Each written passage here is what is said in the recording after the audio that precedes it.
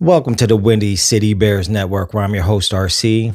I just want to do a quick video about Trey Smith, who the Chiefs said they were going to franchise tag today. A lot of people thought that he may get tagged. It was rumored he may not. Chiefs don't have a lot of cap space, but it looks like they're going to franchise tag him. Even if he hit free agency, he was going to cost us north of $23 million, which he's going to be getting this year anyways. Even though a lot of people thought he should be our number one target, and don't get me wrong, he's a Pro Bowler. He's in his prime. Great player. Played with Wright in Tennessee. Has a relationship with Ryan Poles a little bit. He would have been a good fit. But big picture, I actually think it's better that we're not going to get Trey Smith. I think our number one target should be Drew Dalton, the center from Atlanta. Even if Trey Smith was available, I do believe Drew should be our number one priority. I think it's important for Caleb to have a relationship with our center and somebody he can play with for the next 5, 6, 7 years. Drew Dalton's only 26 years old. He's the best center in free agency. Hopefully, he may cost anywhere from 12 to 16 million. But signing him and also going after Trey Smith, that would have cost us, like I said, north of $23 million. Just looking at those numbers, it looks like we can probably get 2 quality guards and a center for around the same price if we were going to sign Smith. There's plenty of great options in free agency. You got Will Fries from the Colts, who would be a great fit for us.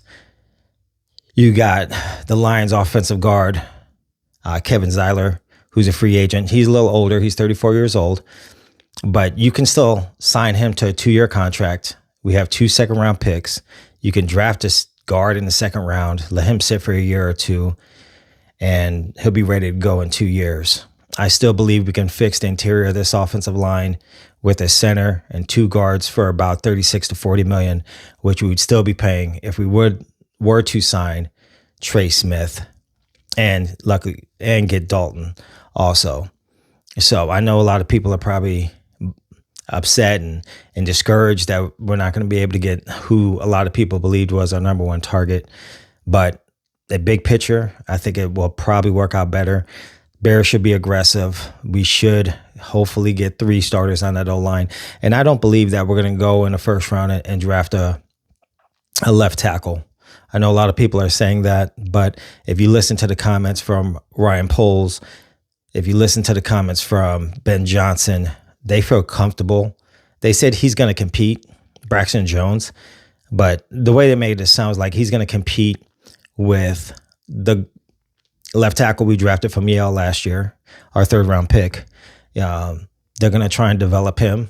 He has a lot of good traits. He did not look good last year, but he didn't have training camp. He was just thrown into the mix, and he played poorly. But we already knew it was going to take some time for him from the competition from Yale to the NFL. It was going to take some time. So I don't think anybody's discouraged with him. I don't think anybody's discouraged with Braxton Jones.